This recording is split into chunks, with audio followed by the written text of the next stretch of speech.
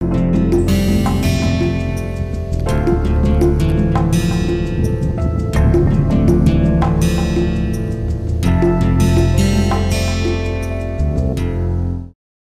previous lecture, we have seen how to solve problems by using free body diagrams, isolating subsystems and considering forces on each subsystem.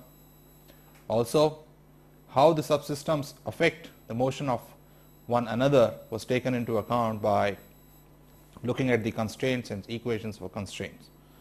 Two examples that we took were, one, the Atwood's machine, where I had two masses going around a pulley,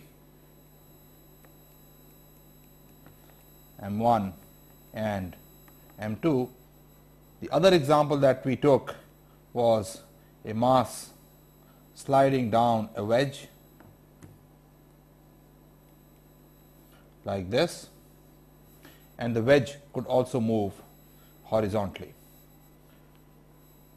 In these examples, we ignored a ubiquitous force that is encountered every day in our lives, and that is the frictional force. This lecture is going to be about how do we take into account the frictional forces and how does it affect the motion of a particle. There are, when the body moves, we see that its motion is usually resisted by the surface on which it is moving. So, if I apply a force F this way, there is the surface applies a force called frictional force that opposes this motion. Even if the body is not moving, frictional force has a tendency to oppose the tendency to move. Another example of frictional force is the drag force or the viscous force that we encounter when a body moves through a fluid.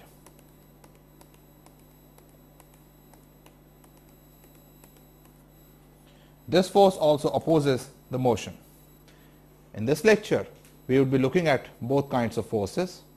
So, let us start with a force of this kind, which is when a solid moves on another solid.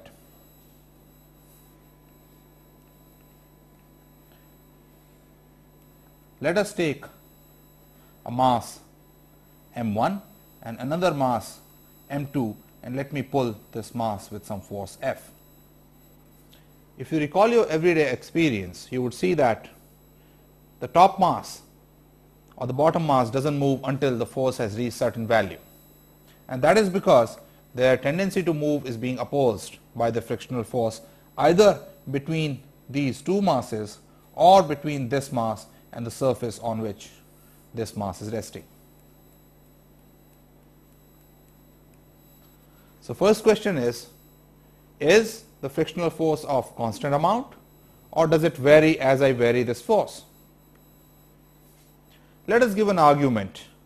If suppose the frictional force were of constant amount, and that means this mass M1, which is on the top, experienced a constant force in this direction, then even if I did not apply any of this force F, because of this force the mass would tend to move this way, and I know that doesn't happen, and that means the frictional force adjusts itself as I apply the force.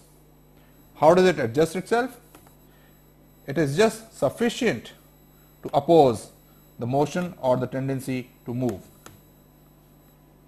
So, for example, if I take a mass sitting on a surface and I try to pull it by a force F, its tendency to move would be opposed by this frictional force.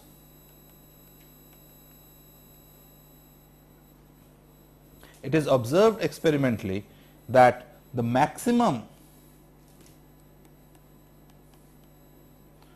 frictional force that a surface can apply on a given mass is given by mu, where mu is a constant, times n, and I'll put a subscript s here to indicate that this is static friction. Friction is slightly different when the body starts moving, and we'll be discussing that. Notice that I have written a maximum here, and that is to indicate that that is the maximum possible frictional force that is available. Of course, the frictional force adjusts itself as I vary this force. So the maximum possible is this, otherwise it is always less than, just sufficient so that this body doesn't move. What is n? N is the normal reaction of the surface on the body. So n is the force that is perpendicular to the surface on which the body is moving. So the maximum frictional force on a block on a surface is given by F max, which is mu s times n. If I apply a force here, the frictional force adjusts itself so that the body doesn't move. If I plot the frictional force against the applied force F, which is given here, you would see that frictional force goes exactly as F, this angle being 45 degrees, so that the slope of this line is equal to 1. And right when the applied force exceeds the maximum possible frictional force, the body would start to move and the frictional force may become a constant. I am drawing this line because this force drops slightly, as I will explain in coming few minutes. Of course, once the body starts moving,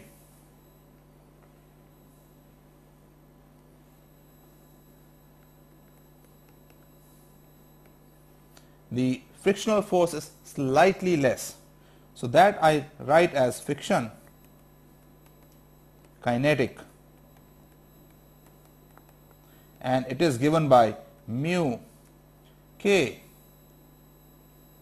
the normal reaction. So that if I again plot the applied force versus friction, it will go up at 45 degrees until the maximum value of the frictional force mu s n has been reached, where n, as I said earlier, is the normal reaction of the surface. And as the body starts to move, the force drops a bit, but then is a constant. This is equal to mu k n. This point obviously is mu s n. Let me redraw it for clarity. So as I take a body, apply a force, the frictional force increases in proportion to the applied force. This, as I said earlier, is 45 degrees, and then when it reaches the maximum mu s n, the body will start moving and the friction force drops slightly, this value being mu k n. To give you a feel for what mu s and mu k are, let me give their values in the next slide. For some materials, the value varies from material to material. So this is, we will take steel on steel dry surface, we will take steel on steel greasy surface, and we will also take metal on ice and tires on road. Mu static for steel on steel is about 0.6 when they are both dry.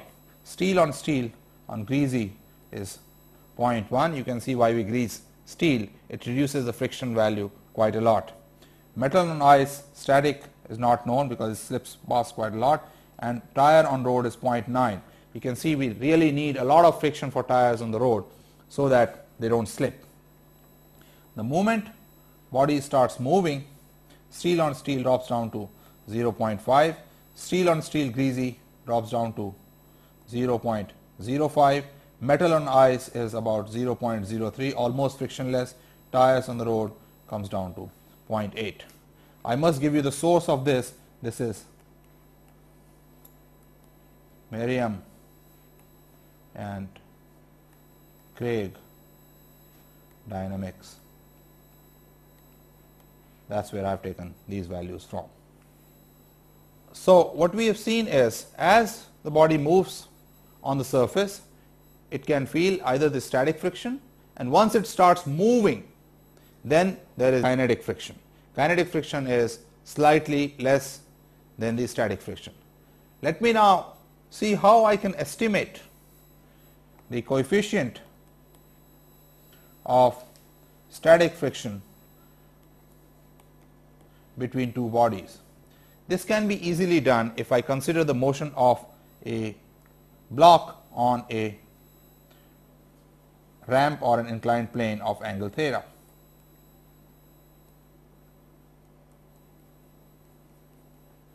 Since without friction the body has a tendency to move this way, there will be a frictional force trying to stop it this way. If I make a free body diagram of this block, it has its own weight mg pulling it down, a normal reaction n due to the surface, and a frictional force this way. Let us consider the body in equilibrium and see what happens. Value of the coefficient of static friction can be easily estimated if we consider the motion of a block on an inclined plane of angle theta, and here is the free body diagram as I previously made. There is weight mg, normal reaction n, and the frictional force this way.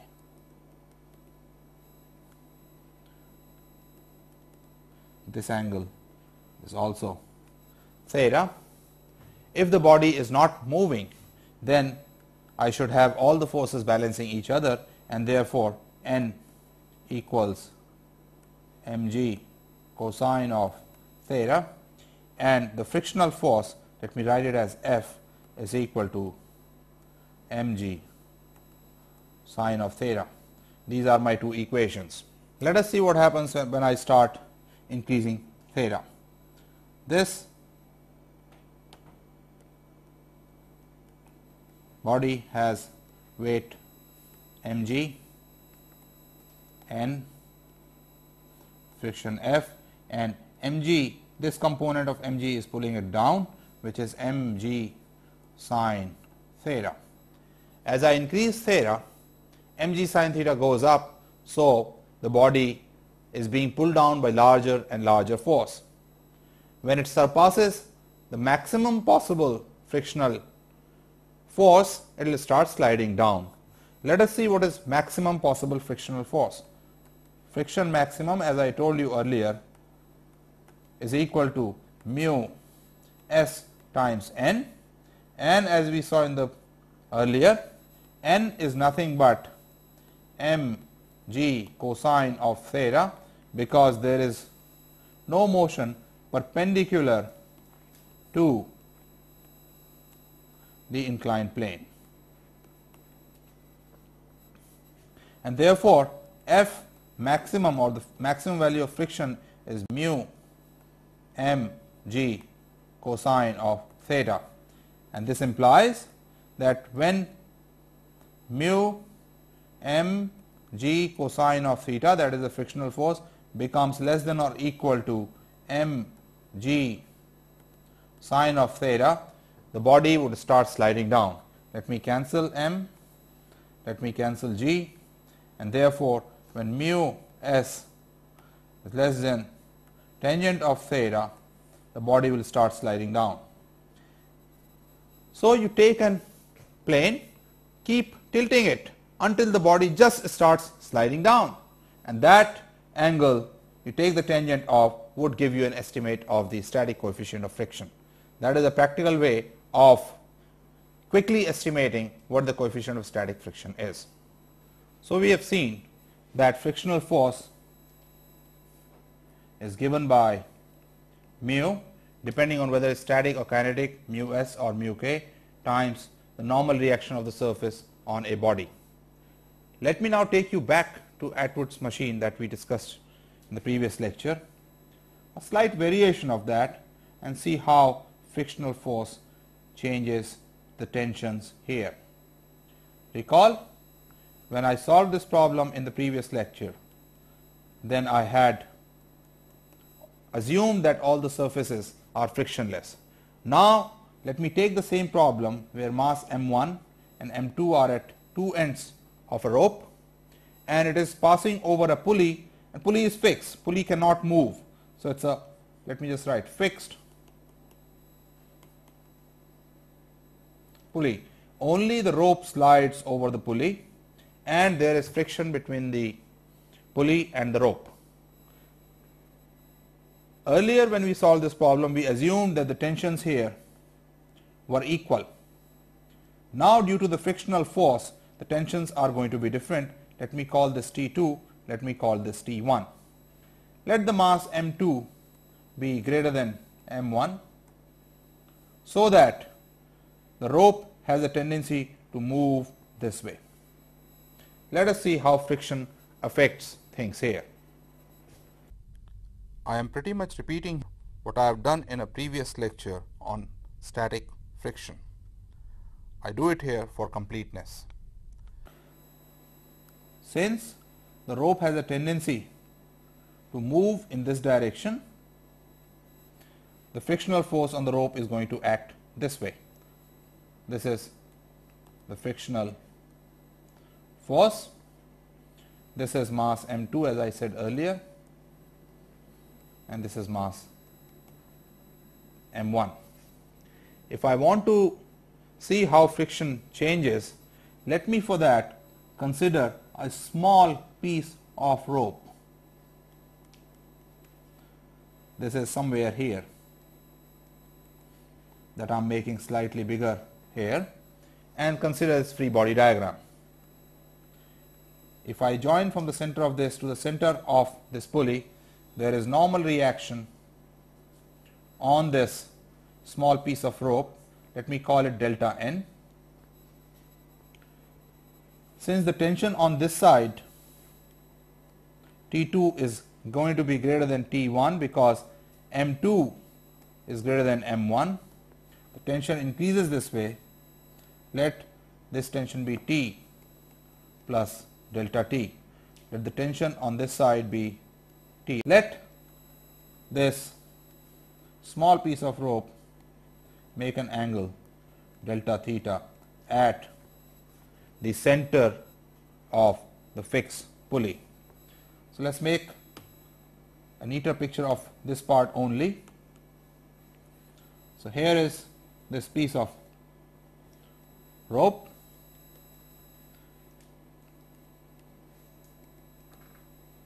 It makes an angle delta theta at the center.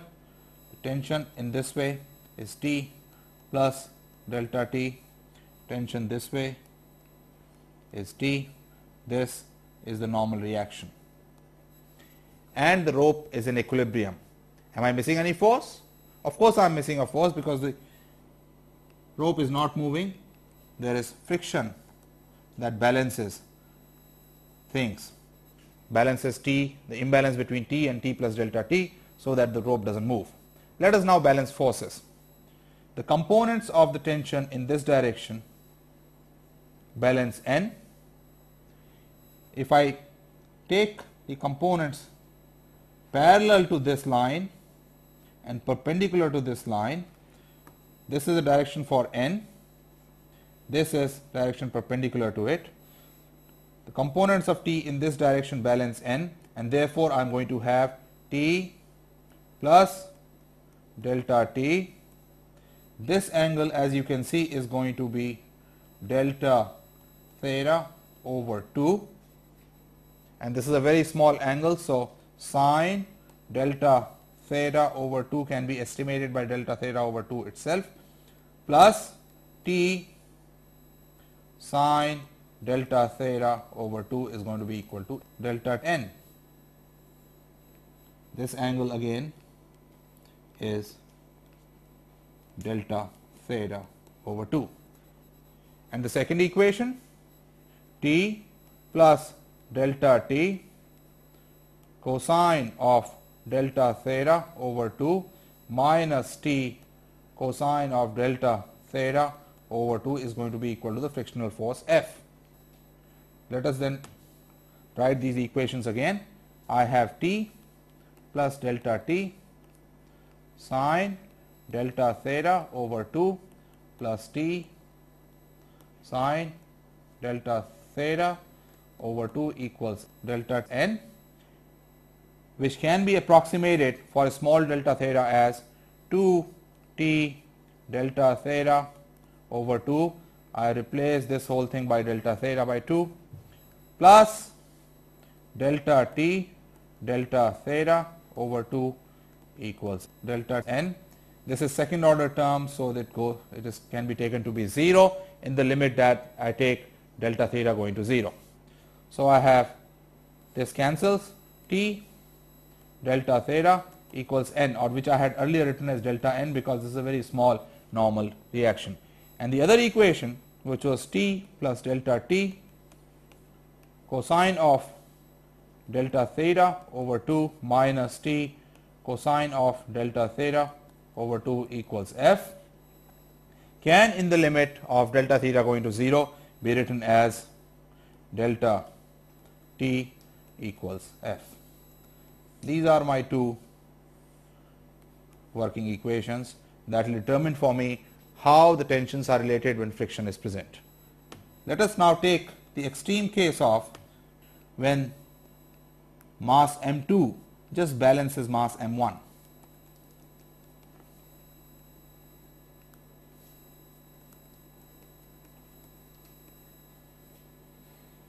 This is the friction, so that in that case friction is going to be maximum, and that is going to be equal to mu delta n on that small piece. So I have the equations from earlier, t delta theta equals delta n and delta t equals f max, which is mu delta n, which in turn from this equation is equal to mu t delta theta. So I have a relationship between the tension, change in it with respect to change in theta. That gives me delta t equals mu t delta theta, or delta t over delta theta equals mu t, limit delta theta going to 0, it gives me dt over d theta equals mu t. This equation is quite easy to solve, and you have been doing it in many different places. The solution for this comes out to be t equals some t 0 e raised to mu theta, where this t is being measured as a function of theta. T0 is at theta equals 0. So let me just again make a picture and show you that this was mass m1, this was mass m2, t1, t2, theta is increasing this way, t is increasing this way, and if I take this to be theta equals 0, as theta increases, tension also increases. So that you can see in this case T2 is going to be equal to T1 e raised to mu times pi. Since the tensions balance the masses, I also have M2 equals M1 e raised to mu pi. G cancels from both the sides. you can see because of the friction mu, a very small mass m1 can balance a mass much larger than itself, which is m1 times e raised to mu pi. This has practical uses. In fact, unconsciously, if you recall, you have been using it.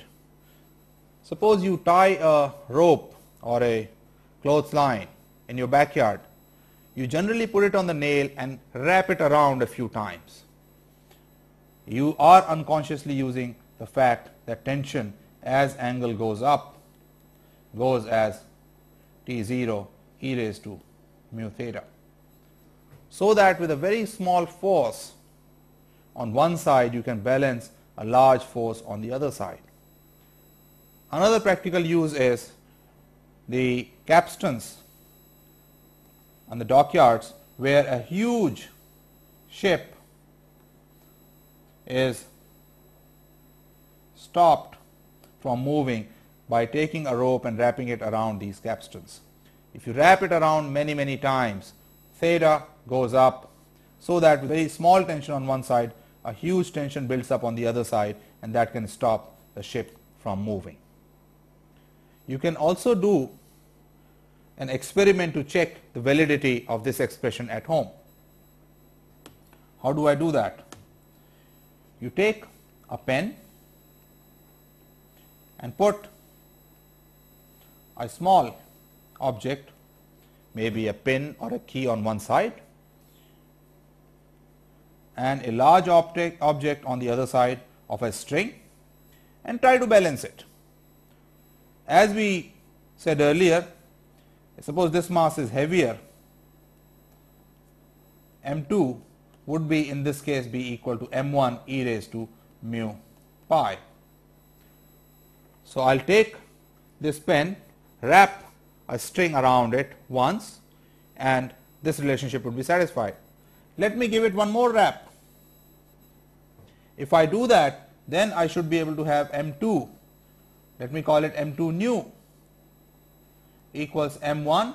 Now it has gone around one more time, so I add another 2 pi to theta, e raised to 3 mu pi. Let it go around one more time. m2 nu prime is going to be m1 e raised to 5 mu pi. By seeing how much mass can you balance with a given mass as you wrap the string around, you should be able to confirm the validity of this formula that we just derived. You should see that m2 nu prime divided by m2 nu is equal to e raised to 2 mu pi, and that is also equal to m2 nu over m2. This ratio would remain the same as you keep wrapping the string around more and more and more. Let us now solve a few problems involving friction. 3 of these problems are taken from the textbook of Merriam Dynamics. The first problem is, if I have a truck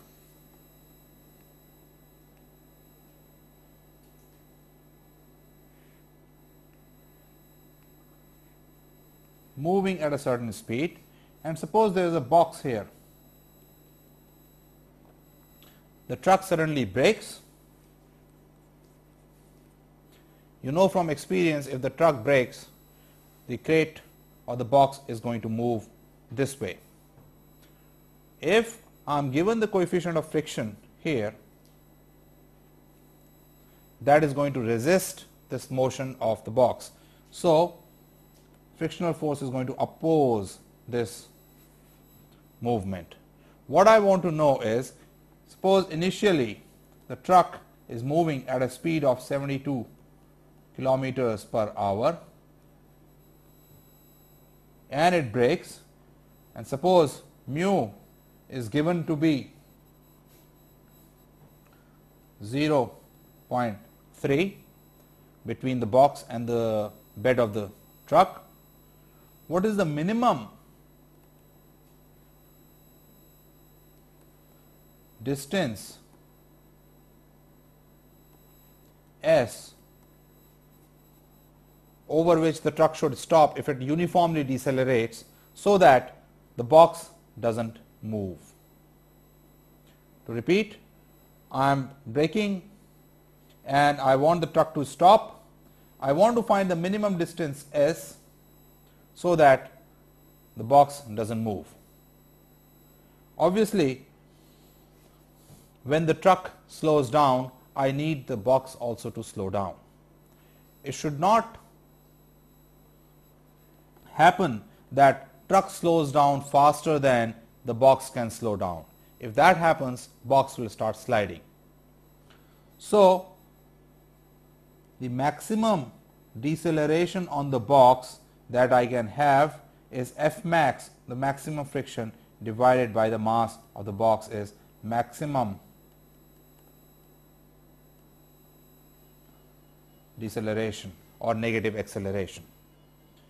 And it is this deceleration that is what the truck can also have. If it slows down faster than that, the box will start sliding. The friction will not be able to stop it. So let us see what is the maximum friction. F max is going to be mu mass of the box times g, because for this box which is not moving in vertical direction, n is same as mg. So F max is given by this formula. So maximum deceleration A is going to be mu mg divided by m, which is equal to mu g, which in our case, if I take g to be approximately 10 meters per second square, is going to be 0.3 times 10, which is 3 meters per second square, and that is the maximum deceleration that is allowed for the truck also. And so V final square for the truck, which is 0, is equal to V initial square minus 2 times the acceleration times s. This is going to be 72 kilometers an hour, which if you change to meters per second comes out to be 20 meters per second, and 20 meters per second square is 400 minus 2. I have already calculated A to be 3 times s. That's maximum A. So S minimum that much, and that gives you S equals 200 over 3, which is 67 meters. Of course, if the truck slows down and stops at a distance larger than this, I can do with smaller a. That is no problem. But the maximum A allowed is 3, and therefore S minimum has to be 67 meters. That is one example of solving problems using frictional forces. As a second example, I take a crate or a trolley which can move on its wheel without friction. This is taken to be 100 kilograms. On top of it, I put a box of 20 kilograms and pull it. There is a pulley here. Pull it by a force P. The other side of this string is attached to the wall. The coefficient of friction, whether static or dynamic, let's take it to be the same, between these two masses is given to be mu s, almost the same as mu k, is equal to 0.5. And we would like to know what are the accelerations of the two masses in case P is 60 newtons, case 1, and case 2 when P is 40 newtons.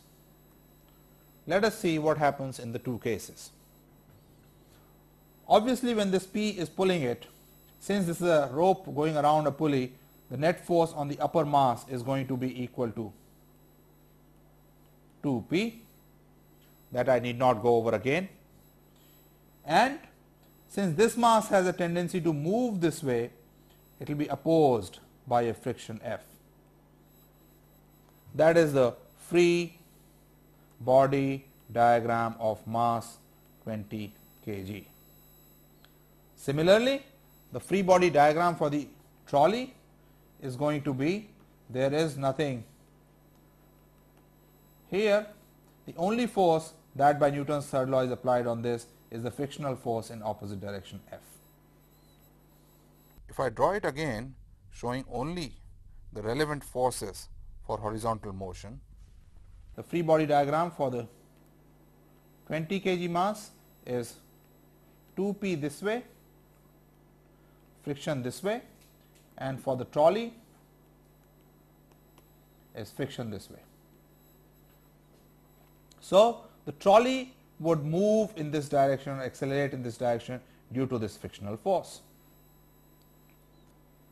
The 20 kilogram mass will also move in this direction because of 2p and the force.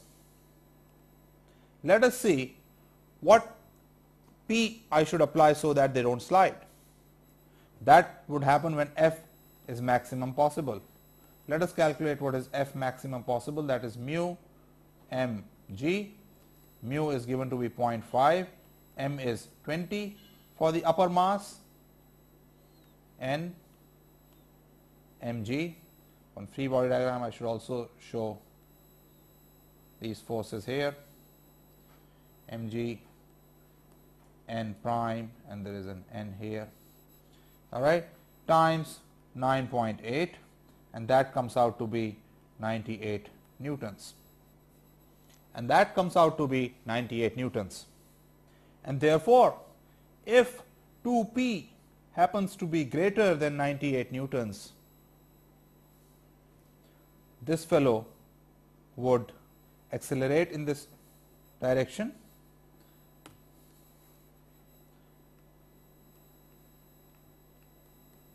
okay.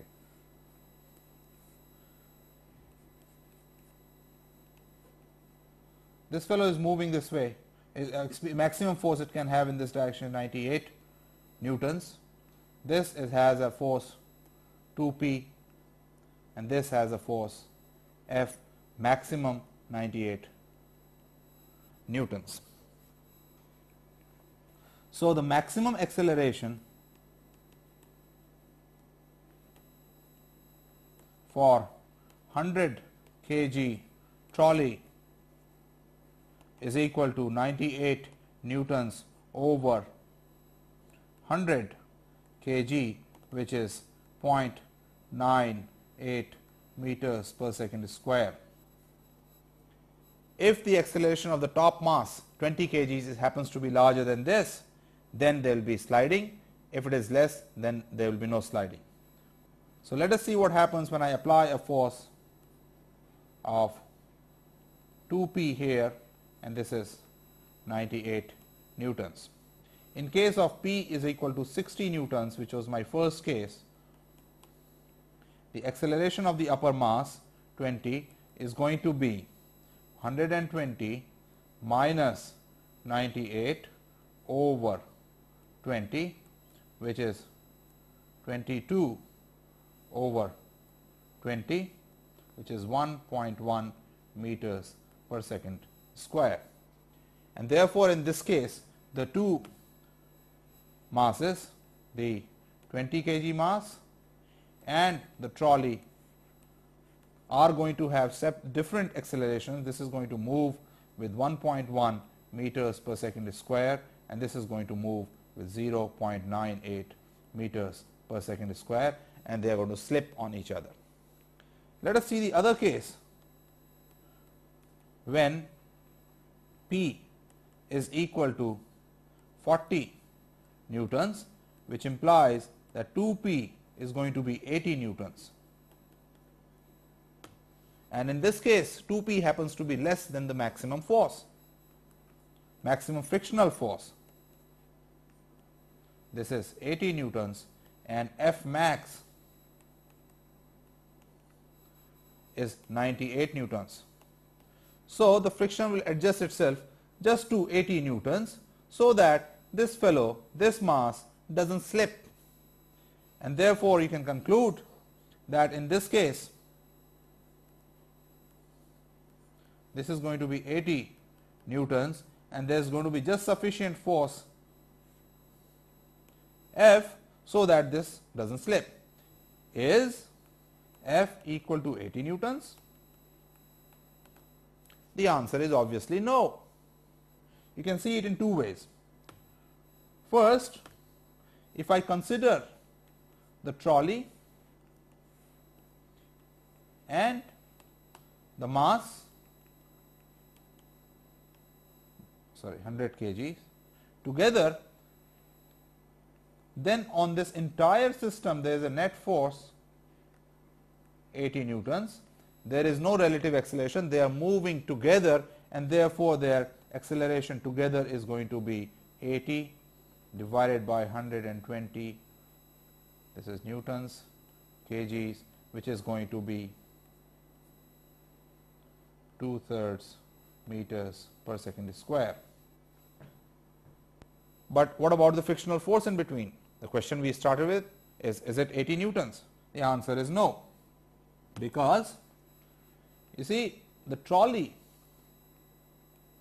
has only one horizontal force acting on it, that is the frictional force. There is nothing to stop it. So, the moment there is friction, this trolley is anyway going to move.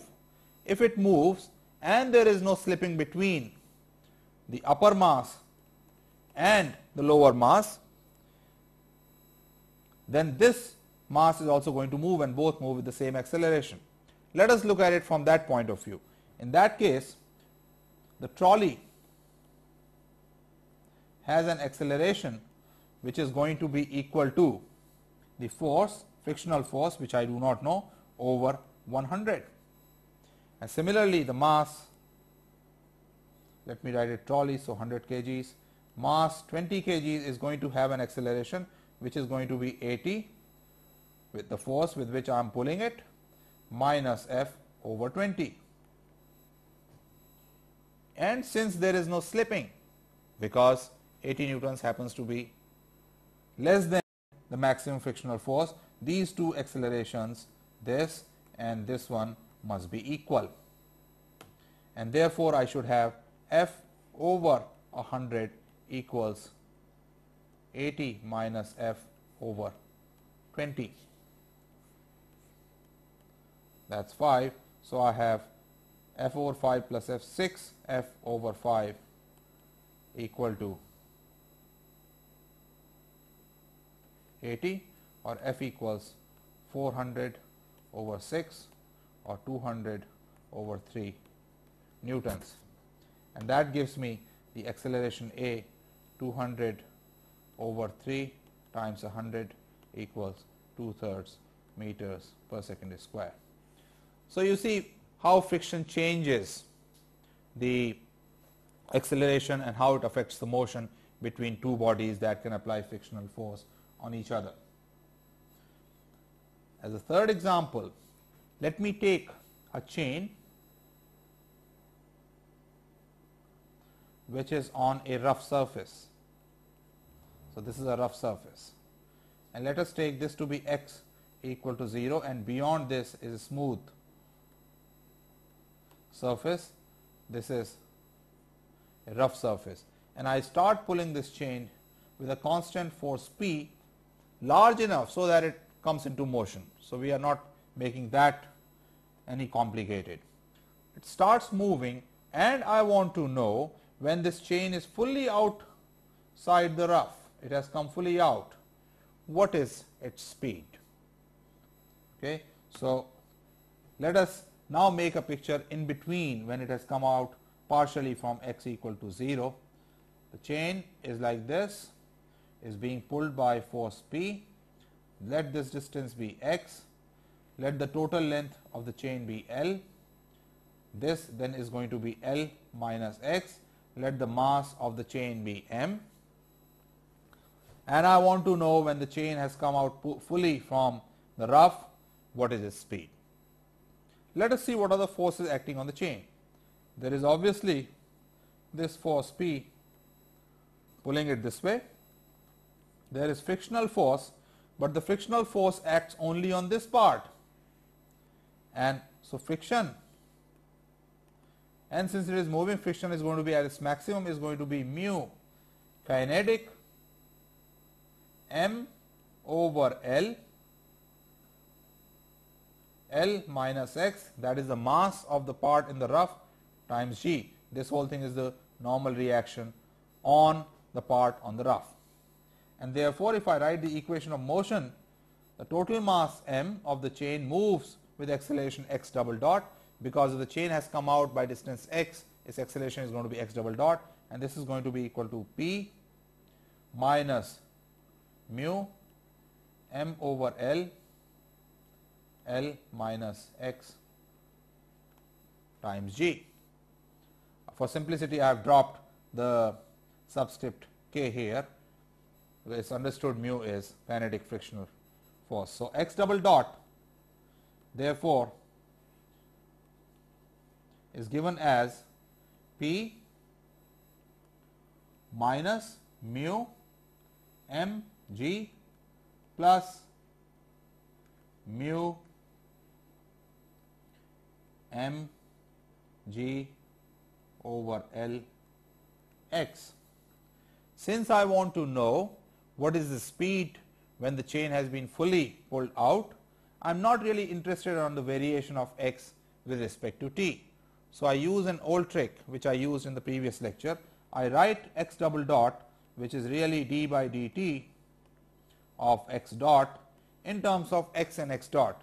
So, this I can write using the chain rule as d over dx x dot times d over dt of x, which is nothing but x dot d over dx x dot, which is 1/2 d over dx of x dot square.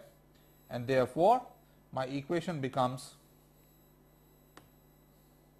m over 2 d over dx of x dot square is equal to p minus mu m g plus mu m g x over L. Now, I can easily integrate it from x equals 0 to L. So, if I do that and let the speed be v when the chain has been pulled out completely, that is x equals L. So, by integration I get, I am integrating the equation m by 2 d over dx x dot square equals p minus mu m g plus mu m g x over L. By integration I get m over 2 v square equals p L minus mu m g L plus mu m g L over 2, which is nothing but p L minus mu m g L over 2, and that gives me the speed of the chain after it has been pulled out fully. We will see in a later lecture, when we talk about work energy theorem, that this is the gain in kinetic energy, which is equal to the work done by the external force, which is P L when the force moves the chain by distance L, minus the average frictional force, which at the highest is mu m g, at the lowest is 0. So, average is mu m g by 2 times L. This is the loss due to friction. So, energy gained by the work being done minus loss due to friction is equal to the kinetic energy, and this is how I can calculate the kinetic energy. As the last example, let me take a cylinder which is moving around its axis with an angular frequency omega, and let me take a mass here which is free to slide, but because of this rotation is stuck on the wall. The coefficient of friction between the wall of the cylinder and mass m is mu. I want to know what is omega minimum when this mass is stuck on the wall. If I may take a free body diagram of this mass m, it is being pulled down by its own weight, and the friction opposes this, and there is a normal reaction N. These are the three forces that are acting on this mass. Again, since this is a rotational motion, I am going to go to cylindrical polar coordinates, because this is rotating this way. I will use r and phi in this direction, and for this direction I will use z. So, let us see what happens to this mass. This is at a distance equal to radius of the cylinder from the center. It is being pulled down by weight mg. There is force N on it, and there is frictional force F on it. Its acceleration in cylindrical coordinates is going to be r double dot minus r phi dot square r plus r phi double dot plus 2 r dot phi dot in phi direction plus z double dot z in z direction. However, in equilibrium, when it is moving stuck on the wall, r is constant, and this is equal to r, and therefore r dot equals r double dot equals 0. Similarly, phi dot is fixed to be omega, and this implies phi double dot is also equal to 0, and it is not moving up and down, and therefore z double dot is also equal to 0.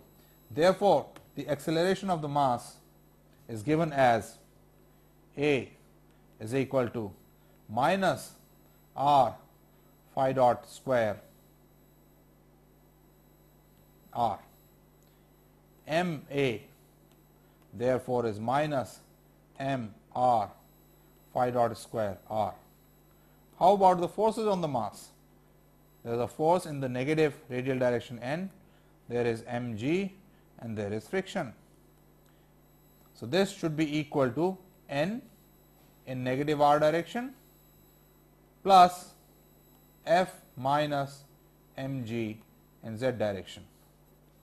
Equating the two sides, we get n is equal to m r phi dot square, which is nothing but m r omega square, and the other equation gives me F equals mg. Remember, F max is mu n, so that is going to be mu m r omega square.